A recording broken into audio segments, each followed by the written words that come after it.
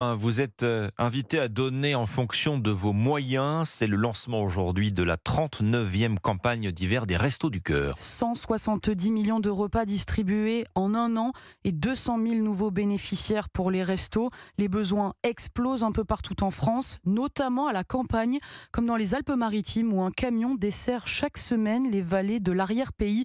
Le reportage du correspondant d'Europe 1, Frédéric Michel.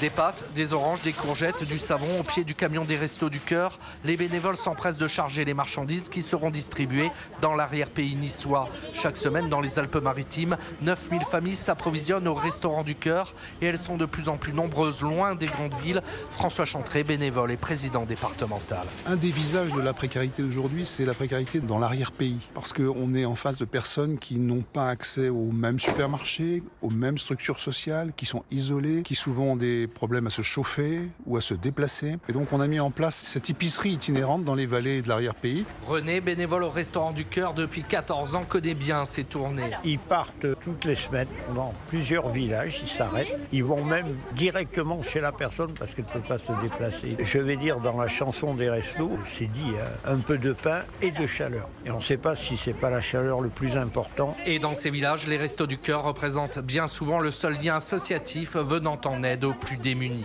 Frédéric Michel.